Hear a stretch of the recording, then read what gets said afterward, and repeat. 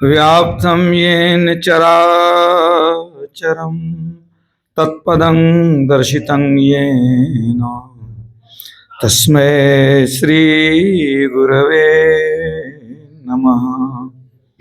नित्यशुद्धं निराभासं निराकारं निरञ्जनं नित्यबोधं चिदानन्दं गुरुं ब्रह्म नमाम्यहम्। बोलिए प्रेम से श्री सद्गुरु महाराज की। परमाराध्य गुरुदेव के पावन श्री चरणों में कोटिशः नमन। वंदनीय साधु समाज, आदरणीय धर्म प्रेमी सज्जनों, माताओं, बहनों तथा प्यारे बच्चों, सत्संग के माध्यम से हम लोग बराबर सुना करते हैं कि मनुष्य शरीर भक्ति करने के लिए मिला है। मनुष्य शरीर से ही भक्ति का आनंद जीव उठा सकता है। लेकिन भक्ति करने का लक्ष्य क्या है? भक्ति किस लिए करें? तो संत और भगवंत दोनों की वाणियों को पढ़कर आपको पता चलेगा कि भक्ति करने का उद्देश्य है मुक्ति की प्राप्ति। भक्ति हम लोग करें, लेकिन किस लिए करें? जन्म मरण से छूटने के लिए, आवागमन से निकलने के लिए, मुक्ति पाने के लिए। हमारे गुरुदेव ने यही आदेश दिया, आवागमन सम दुख दूजा, है नहीं जग में कोई, इसके निवारण के लिए प्रभु भक्ति करनी चाहिए। जन्म मरण से छूटने के लिए भक्ति करनी चाहिए। एक एक दुख से छूटने के लिए आप कितनी भक्ति करेंगे? लेकिन एक बार अगर जन्म मरण से छूट गए, सारे दुख समाप्त। दुखों की जननी ये शरीर है। इतने लोग हैं, सबके जीवन में दुख है, सबका दुख कुछ अलग अलग है। लेकिन विचार कीजिएगा, सबके दुख का कारण एक ही है, आपका शरीर। अगर आप इस शरीर में नहीं होते तो आपके पास जो जो दुख है, कोई दुख ना होता है। ये विचार कर लीजिए। तो आप तो दुख को दूर करते हैं, लेकिन कारण रह जाता है, पुनः दूसरा दुख उत्पन्न होता है। कारण अगर मिट जाए, सारे दुख एक साथ समाप्त हो जाएंगे। इसलिए गुरु महाराज कहते हैं कि जन्म मरण से छूटने के लिए, मोक्ष पाने के लिए तुम भक्ति करो। भक्ति, कबीर साहब की वाणी है, भक्ति निशेनी मुक्ति की, असंत चढ़े सब धाय, जिन जिन मन आलस किया, जन्म जन्म पछताए। तो भक्ति करेंगे मुक्ति पाने के लिए। इस बात को दिल में बैठा लीजिए। अब एक प्रश्न होता है कि ठीक है, भक्ति करेंगे मुक्ति पाने के लिए, लेकिन हम भक्ति किनकी करेंगे जो मुक्ति मिलेगी? क्या तुलसी का पौधा, उसकी पूजा करते करते हमको मुक्ति मिल जाएगी? क्या गौ माता की पूजा करते करते मुक्ति मिलेगी? नहीं मिलेगी। इसको जानना जरूरी है। ये ज्ञान बिना सत्संग में आए नहीं होता है। अब हम लोग ये जानेंगे कि हम किनकी भक्ति करेंगे जो मुक्ति मिलेगी।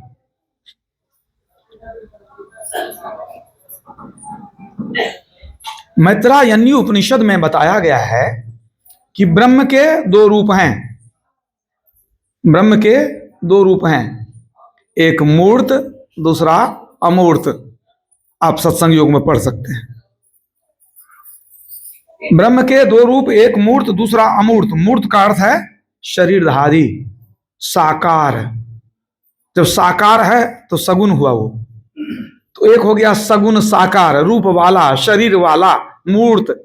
और दूसरा अमूर्त, बिना रूप आकार वाला, बिना शरीर वाला। तो उपनिषद की वाणी है क्या कि ईश्वर के, ब्रह्म के दो रूप हैं, एक सगुण साकार मूर्त और दूसरा अमूर्त निर्गुण निराकार, सगुण साकार नहीं। फिर कहा गया कि जो सगुण साकार है, जो मूर्त है, वह असत्य है, और जो अमूर्त है, बिना शरीर वाला है, वह सत्य है। अब यहां सत्य असत्य का क्या मतलब हुआ कि जो शरीरधारी है ब्रह्म का रूप, वो असत्य है, अर्थात सब दिन नहीं रहता है, आज है कल नहीं। भगवान राम आए, 11,000 वर्ष तक अयोध्या जी में राज्य किए, उनको पता था कि हमारा समय पूरा हो गया, जाना है। सरयुग नदी में खड़े हो गए, अपने शरीर को त्याग करके साकेत धाम लौट गए। तो चले गए। वो मूर्त थे, शरीर वाले थे, इसीलिए वो असत्य थे। सत्य सोई जो बिनसय नाही, जो सदा रहे, जिसमें परिवर्तन नहीं हो, उसको सत्य कहते हैं। तो ये तो असत्य हो गए, राम आए कृष्ण आए चले गए, क्योंकि ये शरीरधारी थे, क्योंकि ये जन्म लिए थे। याद रखिए, जो आएगा वो जाएगा, जो जन्म लेगा वो मरेगा। कबीर साहब की वाणी है, जो उगए सो अस्तवय, जन्मय सो मरी जाए, जो चुनिए सो ढही पड़े, फूले सो कुम्हलाए। जो फूल खिलेगा वो कभी कुम्हलाएगा कि नहीं? जो जन्म लेगा वो मरेगा कि नहीं? जो उदय होगा उसका अस्त होगा कि नहीं? जो मकान को हम चुनेंगे कभी गिरेगा कि नहीं? कबीर साहब कहते हैं ये संसार का नियम है, अटल सत्य है। तो चूंकि भगवान राम और कृष्ण जन्म लिए, शरीर में आए, वो कभी बच्चे थे, कभी बूढ़े थे, फिर जवान हुए, जवान भी हुए, बड़े भी हुए, तो कहने का मतलब परिवर्तन हुआ, वो नहीं रहने वाले, वो असत्य हैं। तो वो भी एक ईश्वर के ही रूप हुए। एक दूसरा रूप है जिसमें अमूर्त, बिना शरीर वाला, निर्गुण निराकार, वो सत्य है। सत्य का मतलब उसमें कोई विनाश नहीं, वो सदा एक रस रहता है। तो ब्रह्म के दो रूप हो गए, ये तो उपनिषद की वाणी हुई। अब इसी बात को देखिए तुलसीदास जी ने अपने शब्दों में वर्णन किया है। अगुण सगुण दुई ब्रह्म स्वरूपा, अकथ अगाध अनादि अनूपा। अगुण सगुण दुई ब्रह्म स्वरूपा, वही बात कहते हैं तुलसीदास जी कि ब्रह्म के दो स्वरूप हैं, एक अगुण दूसरा सगुण, एक गुण रहित एक गुण सहित, एक शरीरधारी एक बिना शरीरधारी। तो यहां बता दिया गया दोनों रूप है। अब आपको देखना है कि ब्रह्म के दो रूप हैं, तो किनकी भक्ति करने से हमको क्या क्या लाभ होगा, अब इसको जानना जरूरी है। एक हो गया, इसको मोटे अर्थ में समझिए, एक सगुण एक निर्गुण। जो सगुण है वो शरीरधारी है, वो जन्म भी लिया है, उसको हम देख सकते हैं, छू सकते हैं। और जो निर्गुण है वो सदा रहता है, कोई परिवर्तन नहीं, वो निर्गुण कोई गुण नहीं, मतलब उसमें रजोगुण सतोगुण तमोगुण तीनों गुण नहीं है। न वो जन्म लिया, न कुछ दिन रहा, न वो गया। अब तुलसीदास जी खुद बतलाते हैं, जब वो बोल दिए कि अगुण सगुण दुई ब्रह्म स्वरूपा, ब्रह्म के दो स्वरूप हैं, एक सगुण एक निर्गुण, तो अब तो समस्या हो गई कि भाई हम किन की भक्ति करें। तो तुलसीदास जी खुद संकेत कर देते हैं, क्या कहते हैं, निर्गुण रूप सुलभ अति, सगुण जान नहीं कोय, सुगम अगम नाना चरित, सुनी मुनि मन भ्रम होय। निर्गुण रूप सुलभ अति, वो सरल है, बोधगम्य है, निर्गुण रूप। सगुण जान नहीं कोई, सगुण को ठीक ठीक लोग जान नहीं पाता है, क्योंकि वो सरल भी है, कठिन भी है, लोग भ्रमित हो जाते हैं। सुनी मुनि मन भ्रम हो, मुनियों के मन में भी सगुण को पाकर भ्रम हो जाता है। मैंने बड़े बड़े ज्ञानी भी हैं, असगुण रूप को देख लिए तो उसमें भ्रम हो जाता है, ये सही है कि गलत है। तो जब आपको अपने इष्ट पर ही संदेह है, आप क्या भक्ति करेंगे? जब कोई विद्यार्थी गुरु जी के पास पढ़ने जाए, अब विद्यार्थी को लगे कि ये कुछ नहीं जानता है, क्या पढ़ाएगा, इससे हमारा कोई कल्याण होने वाला नहीं है, तो उसको ज्ञान होगा। श्रद्धावान लभते ज्ञानम, श्रद्धा होगी तो ज्ञान होगा। श्रद्धा कब होगी? जब विश्वास होगा तब तो श्रद्धा होगी।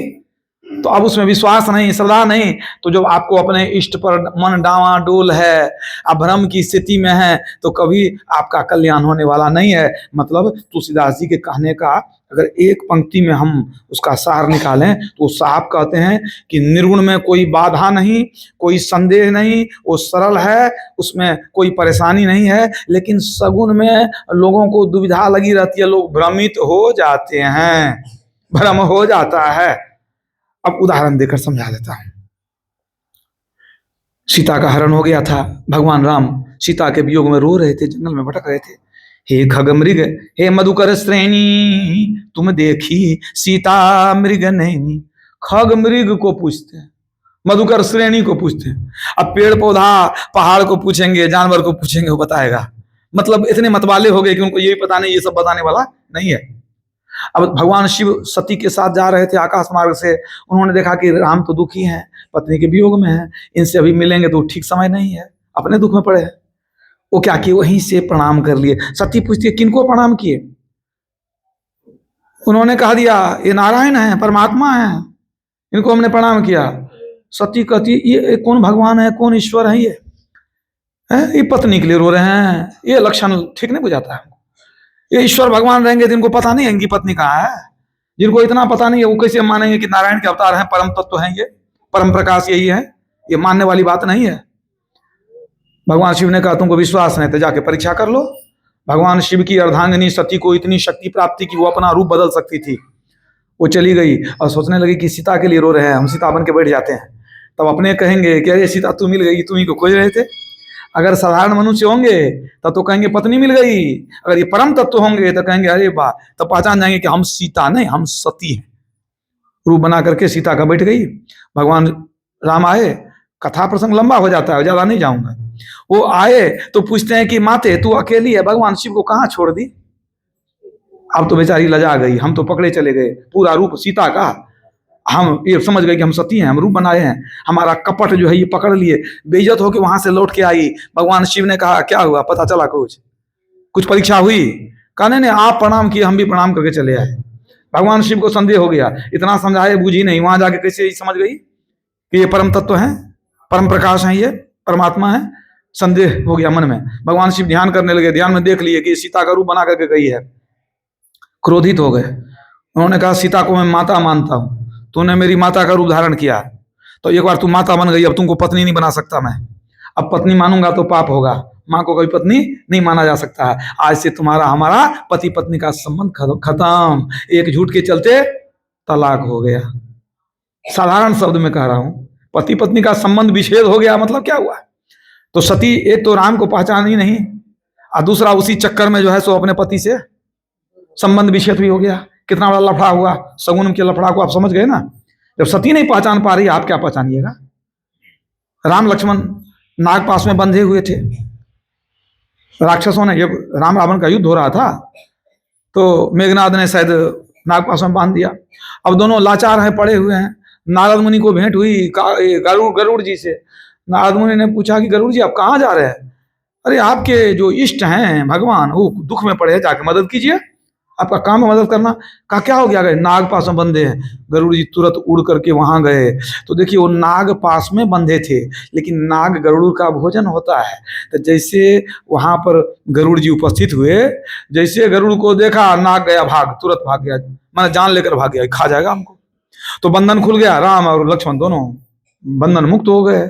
और जो बंधन मुक्त हो गए तो गरुड़ जी के मन में भ्रम हो गया, ये तो हमारे इष्ट हैं। अरे भगवान विष्णु ही तो राम के रूप में आए थे, तो इष्ट हुए ना। तो गरुड़ जी के मन में हुआ कि ये कौन भगवान है, ये बंधन में पड़े हुए थे, अरे हम नहीं आते तो मर ही जाते, अरे हम इनको बचाए, ये कौन भगवान है जिनको हम बचाए आकर के। सुनते थे कि भगवान का नाम लेने से भव बंधन खुल जाता है। भव बंधन ते छूटे नर जपी जाकर नाम, खर्ब निशाचर बांधे नाग पास सोई राम। जिसका नाम लेने से भव बंधन खुल जाता है, क्या वही नाम है? ये छोटा सा राक्षस को नाग पास में बांध दिया था, ये कोई भगवान नहीं है। हमारा सब परिश्रम बेकार गया। इतने दिन जो मुफ्त में हम सेवा किए सब गया पानी में। बेचारे भ्रमित हो गए, वहां से निकल गए भगवान शिव के पास कि हमारा माथा गड़बड़ा गया है, कुछ ठीक कर दीजिए, हम संदेह में हैं। भगवान शिव ने कहा मिलही गरुड़ मारग मह मोही, कवन भांति समझावहूं तो ही। मिले गरुड़ मार्ग माम मोही। वो जा रहे थे कहीं, कहते रास्ते में मिले हैं हमको, कहते संदेह में, तुरंत कैसे संदेह दूर कर देंगे, कैसे तुरंत समझा देंगे आपको, हम तो जा रहे हैं यात्रा में। कहा तो प्रभु हम इसी दुविधा में रहेंगे, हमारी भक्ति गड़बड़ा गई, अब क्या करें? कहा जाओ खग जाने खगी के भाषा, तू चल जाओ काकभूषुंडी के पास। वहां गए, कौन? गरुड़ जी। बहुत दिन सत्संग किए अपना भ्रम मिटाने के लिए। तब ही हो ये सब संशय भंगा, जब बहुकाल करिए सतसंगा। बहुत दिन सत्संग किए तब भ्रम मिटा कि वो तो लीला पुरुष हैं, सगुन लीला कर रहे थे, समझ में आ गई कि वो ब्रह्म ही हैं, आज लीला कर रहे हैं, इसलिए साधारण मनुष्य की तरह हंसते हैं, रोते हैं, सब दुख झेलते हैं। भ्रम थोड़ा मिटा, समझ रहे हैं ना। तो गरुड़ जी को भ्रम हुआ, जो दिन रात उनके सेवक हैं, कंधे पर लेकर के भगवान विष्णु को उठते हैं। इतना ही नहीं, इंद्र भगवान की पूजा छोड़ दिया ब्रजवासियों ने। भगवान कृष्ण ने कहा कि नंद बाबा ये सब मिठाई पकवान किसके लिए बना रहा है? कहा हर साल इंद्र भगवान की पूजा करते हैं ना, वो वर्षा करते हैं ना, उन्हीं की पूजा के लिए बनाए हैं। भगवान कृष्ण ने कहा इंद्र भगवान क्या करेंगे, तो बादल का काम है वर्षा करना, उनकी पूजा करके क्या कीजिएगा, पूजा करनी है तो गौ माता की पूजा कीजिए, ये गोवर्धन पर्वत से बड़ा लाभ है, इसकी पूजा कर लीजिए, उनको खिला पिला के क्या होगा। कहा अच्छा ठीक है, सब मिल करके गाय माता की पूजा कर लिए, गोवर्धन की पूजा कर लिए, इंद्र भगवान की पूजा छोड़ दिए। और वो कुपित हो गए कि हमारी पूजा छोड़ दिया, ये हमारा अपमान है, हम छोड़ेंगे नहीं, हम भी दिखा देंगे कितना शक्तिशाली हैं। इतना बारिश किए, घनघोर बारिश किए, घनघोर बारिश किए, पूरा जो है गोकुल को तहस नहस कर दिए। सब आए दौड़ कर भगवान कृष्ण के पास कि देखिए आप ही कहे थे इंद्र भगवान की पूजा छोड़ दीजिए, गोवर्धन की पूजा कीजिए, अब लीजिए, सब तो डूबने वाला है, मरने वाला है, अब क्या करें। कहा चिंता मत करो, अपने एक अंगुल पर पूरे गोवर्धन पर्वत को उठा लिए, सबको कहे इसी के अंदर आकर हो, कुछ नहीं होगा। सब आके वहीं गाय बछड़ा सब लेकर के रहने लग गए। 3 दिन बीत गए, वो पूरा उठा के रखे हैं। इंद्र भगवान को लगा कि बाप रे, 3 दिन तक पहाड़ को उठा के रखा है, ये कोई साधारण बालक है नहीं, हम समझते थे कौन है नहीं है, हमको क्या मालूम, हम तो समझ नहीं रहे थे, ये तो साक्षात नारायण का अवतार। आकर के भगवान इंद्र ने माफी मांगी, भगवान कृष्ण ने उनको माफ किया, तब वो जाने कि ये साधारण बालक नहीं, ये नारायण के अवतार हैं। पहले क्या नहीं देखे थे इंद्र भगवान, देखने से भ्रम में चले गए। ब्रह्मा जी को भ्रम हो गया कि अघासुर को यही मारा है, ये बच्चा है, ये तो देखते हैं कि बच्चों के साथ खेलता है, गाय चराता है, ये गाय चराने वाला बच्चा है, बच्चा सबके साथ खेलने वाला बच्चा, ये अघासुर को मारा, भगवान तो नहीं हो सकता, ये कैसे हो सकता है। अच्छा देखें ये कौन है, जरा देख लेते हैं। गाय बछड़ा को चुरा लिए, वो गए थे कि जंगल चराने के लिए। अब भगवान कृष्ण सामने लौटने लगे, देखते हैं गाय भी गायब, हमारा बछड़ा ये ग्वाल बाल भी गायब। सोचेगी तो अनर्थ हो जाएगा, हाहाकार हो जाएगा गाँव में। तुरंत अपने योग बल से सबका निर्माण कर लिए, लेकर के पहुंच गए तो ब्रह्मा जी तो छोड़ दिए, देखते हैं क्या होता है। 1 साल के बाद देखते हैं ब्रह्मा जी कि सब उतना परिपूर्ण है, जितना हम लिए थे सब उतना का उतना है ही। बेचारे पश्चाताप करने लगे, अरे ये तो साक्षात परमेश्वर है, ये तुरंत सबको क्षण भर में बना करके निर्माण कर लिए। तब पहचाने कि ये ब्रह्म है। सगुन में कितना बड़ा भ्रम होता है, सो देख लीजिए। इसलिए तुलसीदास जी ने गलत नहीं लिखा कि सगुन में लोगों को भ्रम होता है। ये बात समझ में आ गई कि नहीं, सगुन में भ्रम होता है। और जानिए कि अगर आप सगुन के चक्कर में ही लगे रहे, मूर्ति लाए, फोटो लाए, पूजा किए, मंदिर गए, इसी में लगे रहे, तो आपको मिलेगा क्या, ये भी जानिए, कुछ तो मिलेगा। हालांकि स्वर्ग मिलता है इससे, लेकिन मैत्रेयी उपनिषद में कहा गया पाषाण लोह मणि मृण्मय विग्रहेषु पूजा पुनर्जनन भोगकारी मोक्षु तस्माद्यति स्वहृदयार्चन में कुर्याद बाह्या अर्चनं परिहरेत पुनर्भवाय। अर्थात पाषाण लोह मणि मिट्टी आदि की मूर्तियों की पूजा करने वाला बार बार पुनर्जन्म में पड़ता है, बार बार जन्म लेता है, मरता रहता है। अतः मुमुक्षु को चाहिए कि अपने ही हृदय का पूजन करे, मतलब अपनी आत्मा का पूजन करे, पुनर्जन्म के लिए बाहरी पूजन न करे, पुनर्जन्म के लिए बाहरी पूजन न करे। जो बाहरी पूजन करते हैं वो पुनर्जन्म में जाते हैं, वो स्वर्ग भी जाते हैं, लेकिन वहां से फिर नरक में भी जाते हैं, फिर पशु पक्षी भी बनते हैं, वो जन्म मरण में घूमते हैं। यही बात कबीर साहब कहते हैं, देवता पितर भुइया भवानी यह मार्ग 84 चलन की, करो जतन सखी साईं मिलन की। देवता पितर जो है ना, इनकी जो भक्ति करेंगे, ये मार्ग 84 चलन की, ये 84 में ले जाएगा, आवागमन में घुमाएगा आपको। ये किसने कहा? कबीर साहब ने कहा। तो जो उपनिषद की वाणी है वही कबीर साहब कहते हैं। अब पलटू साहब कहते हैं, देवी देवा सेई परम पद किन्हों न पावा, भैरो दुर्गा शिव बांध के नरक पठावा। ये देवता भी स्वर्ग नरक में चक्कर लगाते हैं। तो देवी देवा से ही, देवी देवा देवता की भक्ति करके परम पद यानी मोक्ष पद किन्हों न पावा। अब इससे बढ़िया क्या कहा जाए, सभी संत यही कहते हैं। देवताओं का भी पतन होता है स्वर्ग से, पुण्य छीन सोई देव स्वर्ग से नरक में आवे। पुण्य समाप्त हो जाए तो देवता भी स्वर्ग से नरक में आते हैं, अब आगमन में घूमते हैं। एक बार इंद्र भगवान किसी कर्म फल के कारण शुकर जोनी में चले गए। उनको पता था इतने दिनों तक हमको रहना है, फिर शरीर छोड़ करके आ जाना है, अपना इंद्रासन संभालना है, इंद्रलोक संभालना है। वो जो वहां सुअर जोनी में चले गए, वहीं रम गए, उनका समय पूरा हो गया, उस शरीर छोड़ के आए नहीं। देवता लोग बैठे, त्रिदेवा आदि बैठे कि भाई इंद्र भगवान को बताया जाए कि उनका तो अब भोग पूरा हो गया, समय पूरा हो गया, उनको आना चाहिए अब अपना सिंहासन संभालने के लिए। तो देवदूत को भेजा कि जाकर उनको कहो कि देखिए अब आपका समय पूरा हो गया, क्या शुक्र बने हुए, चलिए। आप तो देवता थे, चलिए। देवदूत गए वहां कहने के लिए कि चलिए इंद्रासन खाली, आप यहाँ क्यों पड़े हुए हैं। तो वो क्या कहते हैं, वो क्या कहते हैं से देखिए इंद्र भगवान कि देखो जी, हमारे छोटे छोटे नन्हे मुन्ने प्यारे बच्चे हैं, ये सब हमारे देह पर खेलते हैं, किलकारी भरते हैं, इतने प्यारे प्यारे नन्हे मुन्ने बच्चे को छोड़कर हम जाने वाले नहीं, हमको बहुत आनंद आता है, यहाँ नहीं जाएंगे। वो नहीं गए। आया देवदूत कहने के लिए, तो वो तो कहते हैं प्यारे प्यारे बच्चे हमारे देह पर खेलते हैं, हमारे साथ बहुत आनंद आता है, इतना आनंद छोड़ के कौन जाए। तो देवताओं ने कहा कि तब अनर्थ हो गया, एक काम करो उनके बच्चों को मार दो, मुंह टूट जाएगा, तो वो आ जाएंगे। दोबारा देवदूत गया और चुपचाप जाके सारे बच्चे को मार दिया। जब बच्चा मार दिया तो इंद्र भगवान जो सूकर योनि में थे बहुत रोने लगे, बहुत हाय मेरा बच्चा चला गया, हाय मेरा बच्चा चला गया, बहुत दुखी हुए, बहुत रोए। जब रो करके चुप हो गए तो देवदूत ने कहा कि देखिए आपके बच्चे लोग अब नहीं न रहे, तो बच्चा तो बहुत प्यारा था, लेकिन क्या कीजिएगा, होनी को कौन टालता है, अब बच्चे तो रहे नहीं, तो चलिए इंद्रासन खाली है। तब इंद्र भगवान क्या कहते हैं, बच्चे तो सही में चले गए, बहुत दुख का विषय है, लेकिन तुम मेरी सुकरी को देखो कितनी सुंदरी है, हम इसका मुंह दे करके जी लेंगे। और एक बात देखो, बच्चे नहीं है, बच्चे ने चले गए, लेकिन जब हमारी सुकरी है तो कल को फिर बच्चा हो जाएगा, लेकिन हम छोड़ के नहीं जाने वाले हैं। इतनी सुंदर पत्नी को छोड़ के कौन जाता है, नहीं गए। तब अंत में देवदूत गए कहने के लिए, हे भगवान वो तो कहते हैं कि हमारी सुकरी बड़ी सुंदरी है, अब पत्नी है तो कल भी बच्चा हो जाएगा, हम छोड़ के क्यों जाएं, हम जाने वाले नहीं, हमको बहुत आनंद है। अब तो देवता लोग परेशान हो गए, अब क्या करें, कहा जाओ सुकरी को ही मार दो। सुकरी को ही मार दिया, खूब रोए, हमारी सुकरी चली गई, इतनी सुंदरी चली गई, खाना पीना बेचारा छोड़ दिए। अब सोच लीजिए सुअर क्या खाता था, लेकिन वो भी खाना पीना वो छोड़ दिए, और उसके बाद बहुत रोए। जब रो करके शांत हुए तो फिर देवदूत ने कहा कि देखिए अब तो पत्नी भी नहीं रही, तो अब चलिए, क्या यहाँ पड़े हुए हैं कीचड़ में, गंदगी में, अरे आप तो देवता थे ना, चलिए।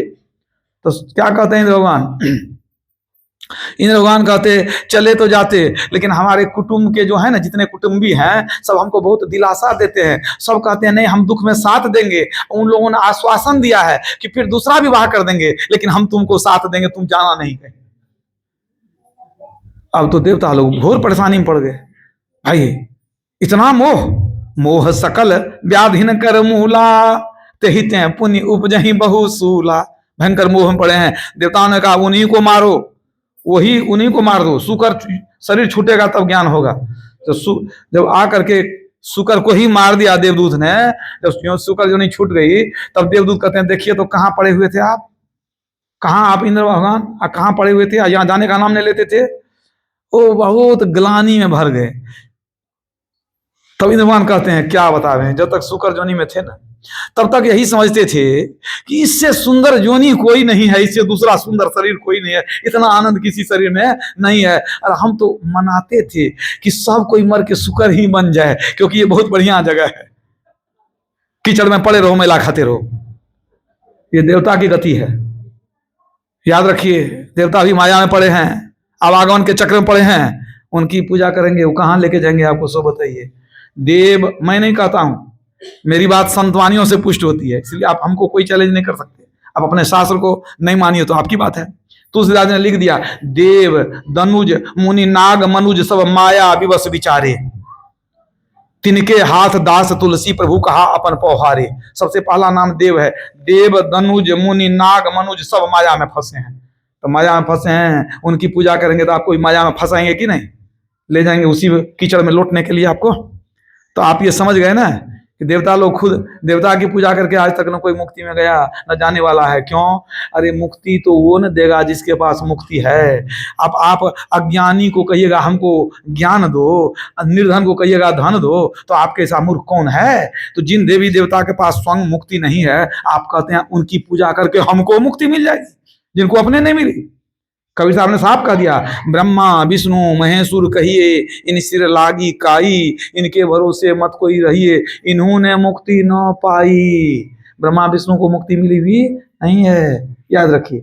इसीलिए आपको बताया गया कि ये जो बाहरी पूजा करेंगे, आवागमन के चक्र में घूमेंगे, भले स्वर्ग जाएंगे आप 1000 वर्ष, आप वहां पर जो है लाखों बरस जाकर के आनंद भोगेंगे, फिर निकलेंगे तो आपको भी शुकर बनना पड़ेगा, कुकर बनना पड़ेगा। तो क्या लाभ है?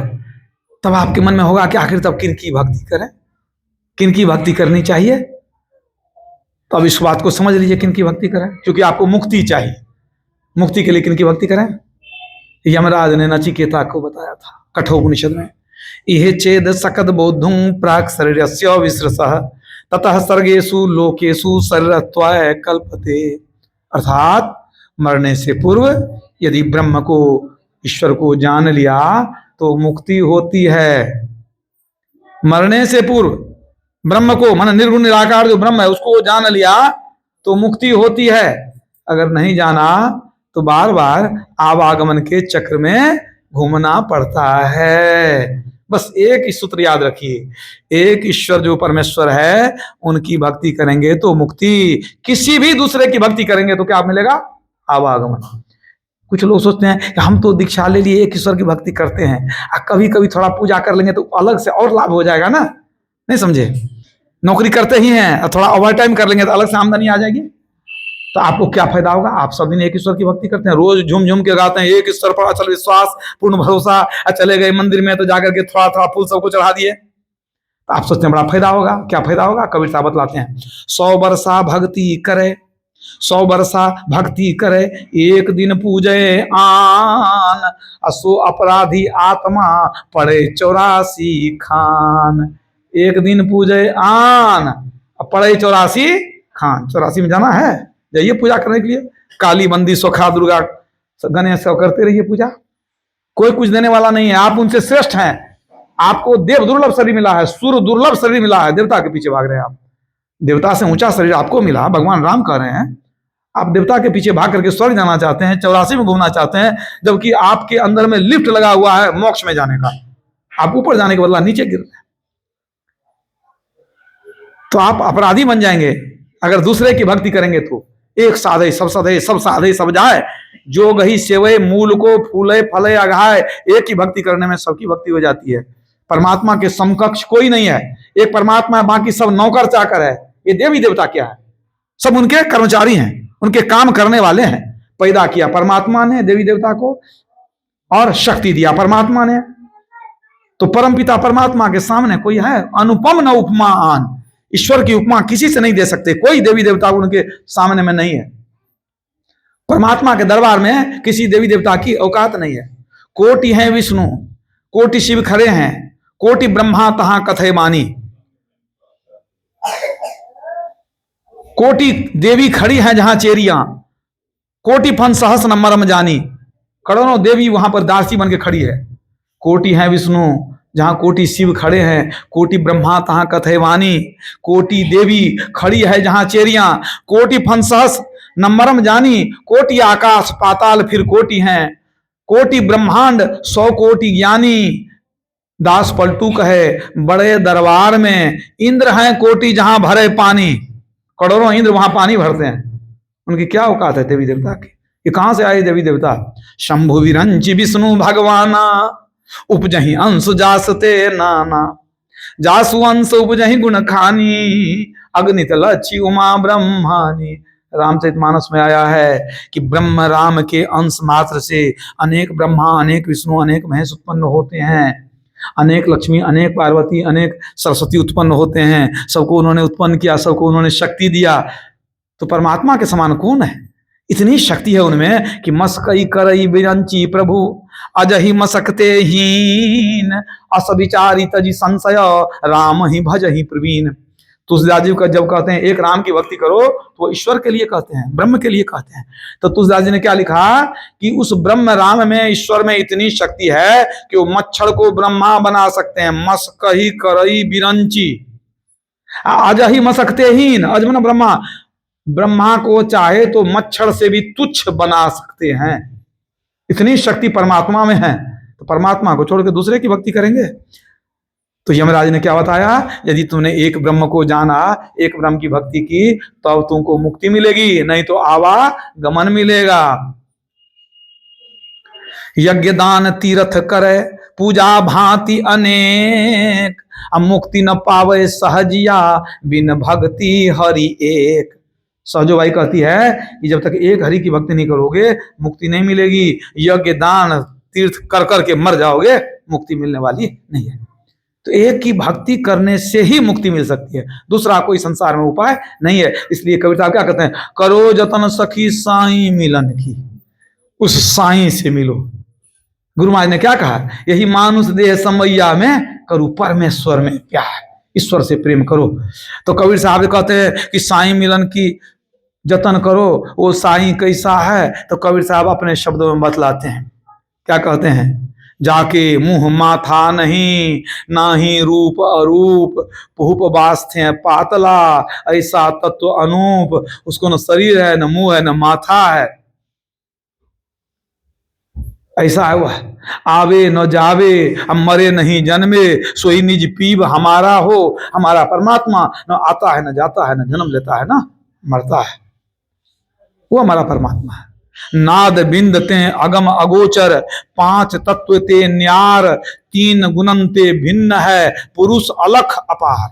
न पांच गुण है, न पांच तत्व है, न उसमें तीन गुण है, वो सबसे परे है। और गुरु महाराज ने क्या कहा, वो ईश्वर कौन है, जो परम तत्व, सबसे श्रेष्ठ तत्व, उत्तम तत्व, जो परम तत्व आदि अंत रहित, उसका शुरू और खत्म कहीं नहीं, क्योंकि अनंत न है, कहां अनंत, अंत कहां से होगा। जो आदि अंत रहित, असीम, सीमा नहीं, अजन्मा, जन्म नहीं लेता, अगोचर, इंद्रियों से उसको ग्रहण नहीं कर सकते।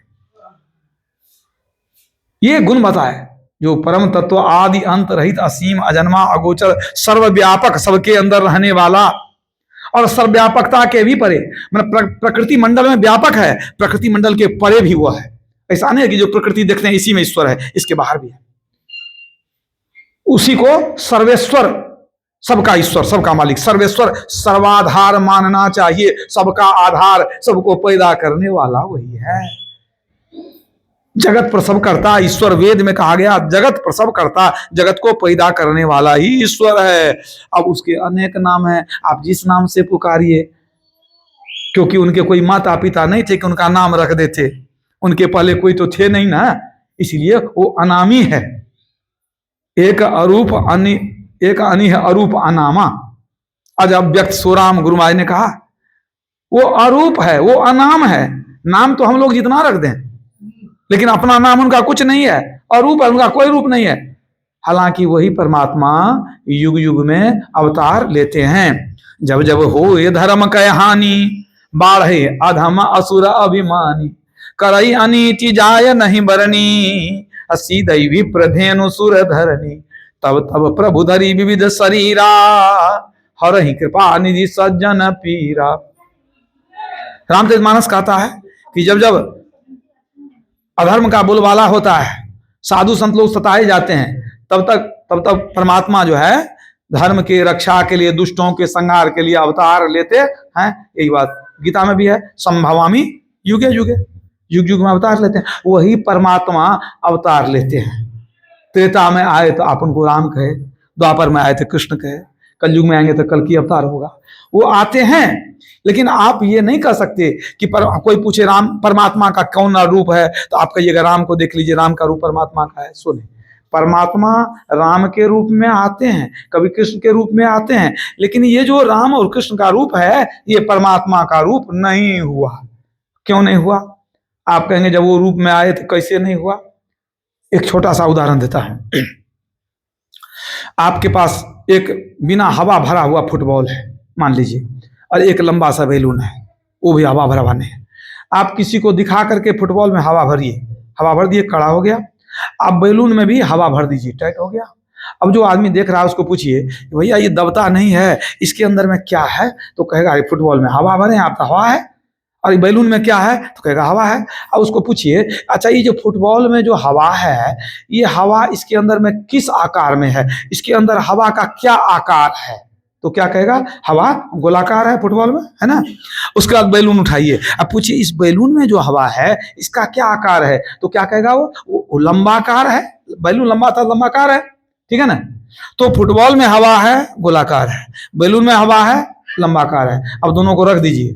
अब उस आदमी को पूछिए अच्छा भैया ये बताओ कि हवा जो होती है गोलाकार होती है कि लंबाकार होती है? क्या कहिएगा आप? गोलाकार है कि लंबाकार? हवा न गोलाकार है न लंबाकार है।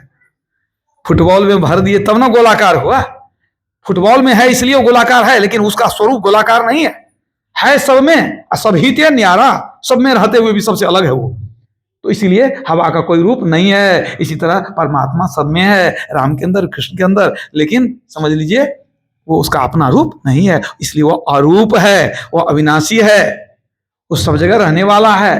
तो अनेक नाम हैं, दादू सृजनहार के केते नाम अनंत, चितावे सो लीजिए यो साधु सुमरे संत। अनेक नाम है उनके। तुलसीदास जी ने राम कहा, सूरदास जी ने कृष्ण कहा, कोई उनको हरि कहते हैं। जितना गुण उतना नाम, किसी के अंदर में जितना गुण होता है उतना नाम हो जाता है। नाम है नहीं लेकिन फिर भी नाम हो जाता है बहुत सारा। अब छोटा सा उदाहरण देता हूं, नाम है रामलाल, ठीक है, और घर में उसको माँ कहती है, रामू इधर आ जाए। रामलाल का नाम एक रामू भी हुआ है ना। अब देखिए कि जब वो अब बढ़िया भजन गाता है, अब उसका एक नाम पड़ गया गवैया जी। आइए गवैया जी, नाम कोई जाने नहीं जाने, गवैया जी को भोजन कराओ गवैया, अब एक नया नाम गवैया जी हो गया। अब वो जो है बेचारा संगीत में मान लीजिए ग्रेजुएशन कर लिया, एमए कर लिया, उसको नौकरी हो गई, अब स्कूल जाता है तो सब उसको मास्टर साहब कहता है, एक नाम और बढ़ गया गुण के कारण। गीत गाया तो गवैया जी हुआ, पढ़ाने लगा तो मास्टर जी हो गया। अब वो देखिए जब वो जाता है अपने ससुराल तक, सब कहता है जमाए बाबू आए हैं, एक नाम और बढ़ गया है कि नहीं। अब देखिए जब वो बहन के यहाँ जाता है तो छोटे छोटे बच्चे हैं तो सब उछलने लगता है, मामू आए मामू आए, अरे उसका नाम है रामू है, तू कहता है मामू। एक नाम बढ़ गया कि नहीं बढ़ गया, नाम बढ़ गया कि नहीं। जितने गुण उतना नाम होते चला गया, तो क्या वही आदमी 5 हो गया, 10 आदमी हो गया, क्या आदमी एक ही है। नाम अनेक होने से क्या होता है। रमनते सर्वत्र इति राम, कण कण में रमन करते हैं इसलिए नाम राम है उनका। कृष्ण क्यों नाम है, कृष्ण धातु से कृष्ण बना है, जिसका अर्थ है आकर्षित करने वाला। परमात्मा बहुत आकर्षित करते हैं। जो अंदर में ध्यान में डूबा हो जाकर के पावरफुल चुंबक हो ना, और लोहा को घसकाते जाइए, उसके यदि उस क्षेत्र में आ जाएगा, उसके पावर के क्षेत्र में, तो खींच लेगा चुंबक को। तो इसी तरह मनुष्य में क्या है, आप ध्यान करते रहिए, जैसे आंख से ऊपर गए, आप प्रकाश मंडल में गए, वो परमात्मा धीरे धीरे खींचना शुरू करेगा आपको। बड़ा आकर्षण है उसमें, आकर्षण है। कृष्ण कहते हैं, कृष्ण धातु से बना, जिसका मतलब आकर्षित करने वाला, वो कृष्ण है। उनको शिव कहते हैं, शिव का मतलब कल्याणकारी। उनसे ज्यादा कल्याण करने वाला कौन है। उनके गोद में चले गए सब दुख खत्म, वो कल्याणकारी हैं, शिव कहते हैं। उनको हरि कहते हैं, सारे दुख का हरण करने वाले हैं, हरि भी कहते हैं। अनेक नाम है, कोई नाम नहीं है। तो नाम पर मत जाइए। उसी को जो है मुसलमान लोग अल्लाह या खुदा भी कहते हैं। वे लोग कहते हैं कौन है अल्लाह, अल्हम्दुलिल्लाह रब्बुल आलमीन अर्रहमान रहीम मालिक यौमिद्दीन। वे लोग आते हैं, क्या मतलब हुआ, सारी प्रशंसा उसी एक अल्लाह के लिए जो है, जो सबका पालनहार रब है। वह अत्यंत दयावान और कृपालु है। वह जो है कयामत के दिन का मालिक है। हम लोग भी कहते हैं सबका मालिक वही है, सबका मालिक एक है। हिंदू कहे सो हम बड़े, मुसलमान कहे हम एक मूंग दो ही फाड़ है, कुण ज्यादा कुण कम। मूंग का दाल ले लीजिए दो, एक मूंग में 2 दाल निकालिए, कोई छोटा बड़ा नहीं होता है। हिंदू कहे सो हम बड़े, मुसलमान कहे हम एक मूंग दो ही फाड़ है, कुण ज्यादा कुण कम, कुण ज्यादा कुण कम, कभी करियो मत कजिया। झगड़ा, कभी करियो मत कजिया। एक भजत है राम दूजे रहीमान से रजिया, कहत दीन दरवेश दो सरिता मिली सिंधु, सबका मालिक एक है, क्या मुस्लिम क्या हिंदू। जिन्होंने पा लिया वो जान गए कि वही एक है, उसको अल्लाह कहिए राम कहिए, कोई फर्क नहीं पड़ता। जिन्होंने नहीं जाना वो जो है आपस में लड़के मरते हैं। इधर से निकला हर हर महादेव, उधर से अल्लाह अकबर, दोनों का गर्दन साफ, दोनों का कल्याण हो गया, भक्ति पूरी हो गई। तो वेद कहता है वह ईश्वर एक ही एक है। एको देवः सर्वभूतेषु गूढ़ सर्वव्यापी सर्वभूतांतरात्मा। श्वेता सतर उपनिषद में कहा गया वह एक ही देवता परमात्मा है, सबके अंदर में रहने वाला, सबकी आत्मा में बसने वाला। उस एक की भक्ति करना चाहिए, 2-4 नहीं। नौ तस्य प्रतिमा अस्ति यस्य नाम महद्यसः। यजुर्वेद में कहा गया नौ तस्य प्रतिमा अस्ति, उस परमात्मा का कोई रूप आकार नहीं है, कोई प्रतिमा नहीं है। तो सब में है, सब में है, कोई ऐसा नहीं है जहां परमात्मा न हो। कण कण में व्यापक है, वो सर्वव्यापक है। गुरु महाराज जब एक ईश्वर का प्रचार करने लगे तो कुछ पंडित लोग चिढ़ने लगे कि अरे ये तो हमारा रोजी रोटी बंद करा देगा। तो उन लोग 2-4 दिन मिल करके उन्होंने सोचा कि चलते हैं मेहिदास बाबा के पास, उनको आज हम लोग डिस्कस करेंगे, उनको बदनाम करना है। वो भगवान को नहीं मानते हैं, मंदिर को नहीं मानते हैं ना, समाज में सबको कह देंगे ये हिंदू धर्म के खिलाफ है, ये मंदिर को नहीं मानते, मूर्ति को नहीं मानते हैं, सबका अपमान करते हैं। वो 2-4 आदमी प्लानिंग बना के गए, जाके वहां गए और कहते हैं महाराज जी आप क्या प्रचार करते हैं? कहा संत मत सत्संग का प्रचार करते हैं। तो उन्होंने कहा कि अच्छा एक बात बताइए, ये जो इतने मंदिर हैं और मंदिर में जो मूर्तियां हैं, आप ये बताइए मूर्ति भगवान है कि नहीं, ये बताइए, हाँ या ना। मंदिर में जो मूर्ति है ये भगवान है कि नहीं, ये बताइए। गुरु महाराज ने कहा देखिए पंडित जी, मूर्ति में भगवान है, मूर्ति में ईश्वर भगवान है, लेकिन मूर्ति भगवान नहीं है। इनको समझ में बात नहीं आई पंडित जी को, क्या कह दिए? कहते मूर्ति में भगवान है लेकिन मूर्ति भगवान नहीं है। कहा ऐसे हम नहीं समझेंगे, साफ साफ कहिए मानते हैं कि नहीं मानते हैं? आप मूर्ति को मानते हैं कि नहीं मानते हैं? साफ सुथरा कहिए ना, हाँ या ना कहिए ना। तो गुरु महाराज कहते हैं कि देखिए पंडित जी, आप पूछते हैं मूर्ति को मानते हैं कि नहीं मानते हैं? हम मूर्ति को मानते भी हैं और नहीं भी मानते हैं। अब वो लोग चिढ़ गया, कहा आप साफ साफ बोलते नहीं है, आप कहते हैं मानते भी हैं नहीं भी मानते हैं, इसका क्या मतलब हुआ? आप साफ साफ बताइए हमको। कहा सुनना चाहते हैं तो सुन लीजिए, हम मूर्ति को मानते भी हैं नहीं भी मानते हैं। अब कैसे मानते हैं कैसे नहीं मानते हैं? अब मूर्ति बना करके अब परमात्मा के उस सगुण साकार रूप का ध्यान किया जाए, इसके लिए मूर्ति को मानते हैं। मूर्ति बनाइए, उस रूप का ध्यान कीजिए, मानव ध्यान कीजिए। तो मूर्ति बना करके अंदर में उस रूप का ध्यान किया जाए, इसके लिए मूर्ति को मानते हैं। अब मूर्ति बना करके अब पूजा मेला लगाया जाए, चंदा वसूला जाए, अब पैसा जमा किया जाए, अब कमाई किया जाए, अब बिजनेस किया जाए, इसके लिए हम मूर्ति को नहीं मानते हैं। मूर्ति बना ली, माने मूर्ति बना लीजिए, चढ़ावा चढ़ाते रहो, हमको पैसा देते रहो, हैं लड्डू पेड़ा लापसी, अब पूजा चढ़े अपार, अब पूजी पुजारी ले गयो दे मूर्ति के मोछार, मूर्ति के मुंह में सटाया, पंडित जी सब ले गए। ये व्यापार है कि नहीं? ये व्यापार है। तब गुरु महाराज ने कह दिया कि देखिए ध्यान करने के लिए मूर्ति को मानते हैं, ये पूजा चढ़ाते हैं, पैसा वसूलते हैं, इसके लिए नहीं मानते हैं। वो लोग सोचे कि बेसी देर रहेंगे तो और पोल खोल देंगे, हमारा कोई ठिकाना नहीं, चलने में भलाई है, सब वहां से भाग गए। राम कौन है? वो ब्रह्म है, राम ब्रह्म परमार्थ रूपा। पार्वती ने महादेव से पूछा भगवान महादेव से कि आप कौन राम की उपासना करते हैं, जरा हमको भी समझाइए। तो भगवान शिव मौज में आगे कहते हैं, उमा राम के भ्रिकुटी बिलासा, हो ही सृष्टि पुनि पावहि नासा।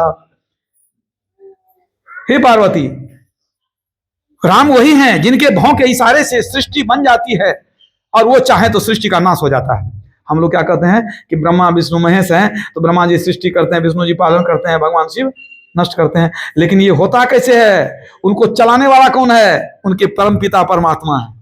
वो जब कहेंगे सृष्टि करने तब होगा, पालन करने कहेंगे तब होगा। मतलब ब्रह्मा विष्णु महेश को परमात्मा ने उत्पन्न किया, सबको काम सौंप दिया, लेकिन इशारा वही करते हैं क्या करना है क्या नहीं करना है। तो भगवान शिव क्यों कहते कि हो ही सृष्टि पुनि पावहि नासा, कहते हम ही नाश करते हैं, हम शिव हैं।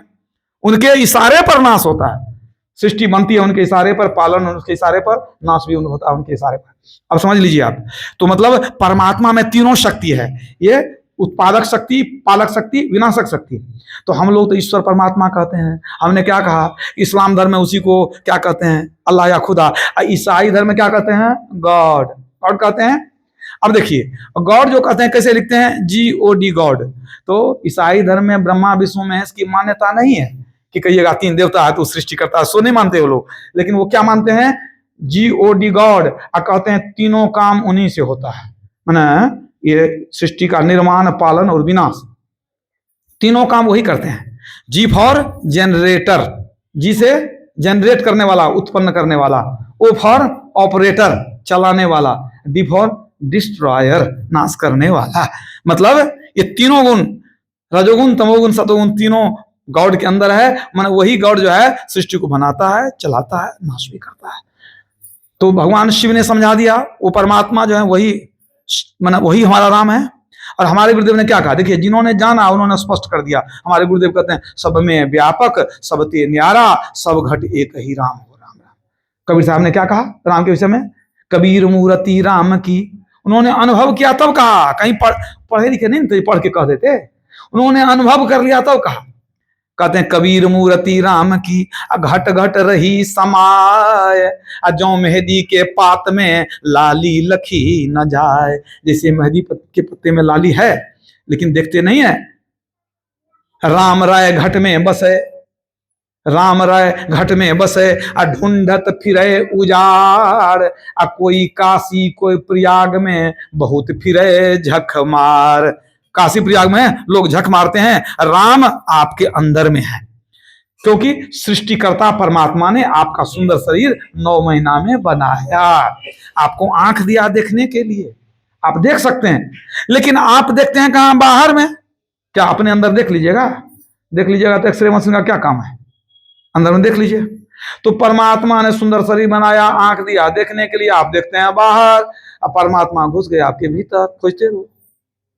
इसलिए कवि ने बड़ा अच्छा कहा, गढ़ी जो अपने हाथों से प्रभु ने 9 महीने में बनाकर मूर्ति सुंदर, वो बैठा आप सीने में, न कोई ढूंढता इसको, लगा मृग जल के पीने में, भटकते द्वारिका काशी फिरे मक्का मदीने में। हिंदू लोग द्वारिका काशी में ढूंढते हैं, मुसलमान लोग मक्का मदीने में ढूंढते हैं। वो सीने में बैठे मुस्कुरा रहे हैं कि अंदर आके देखो मैं बैठा हुआ हूं। कैसे मिलेंगे? घूंघट का पट खोले रहे तो कॉपी मिलेंगे। आंख बंद कीजिए, अंधकार मंडल है, अंधकार का पर्दा खोलिए, ब्रह्म ज्योति का दर्शन होगा, उसमें ब्रह्म नाद मिलेगा, और वही बिंदु नाद अगुवाए तुम वहीं ले जाएंगे, वही बिंदु और नाद आपको परमात्मा तक पहुंचाएगा। जो अंदर चला उसने ईश्वर को पाया, और जो बाहर गया उसको रास्ता भी नहीं मिला। याद रखिएगा, जो ईश्वर को खोजने गया बाहर में, उसको रास्ता ही नहीं मिला, वो भटक के मर गया। बैठे ने रास्ता काटा, चलते ने बाट न पाई, है कुछ रहनी गहनी की बात। अब बैठा रहे चला पुनी जाता, बैठे बैठे चलते हैं, शरीर नहीं चलता है। इसलिए गुरु महाराज ने क्या कहा, निज तन में खोज सज्जन, बाहर न खोजना, अपने ही घट में हरि हैं, अपने में खोजना। बाहर क्यों नहीं खोजना? क्योंकि मिलेंगे नहीं मिलेंगे तो जीवन बर्बाद होगा। फिर यही बात कबीर साहब कहते हैं, क्या कहे कबीर सुनो भय साधो, का खोजो बड़ी दूर, जो कोई खोजे यही नगरिया, सो पावे भरपूर। जो अपने अंदर में खोजेंगे वो ईश्वर को पाएंगे, जो बाहर दौड़ेंगे उनको माया मिलेगी। इसलिए सबको चाहिए कि एक ईश्वर की भक्ति करें और अपना कल्याण करें। बोलिए प्रेम से श्री सद्गुरु।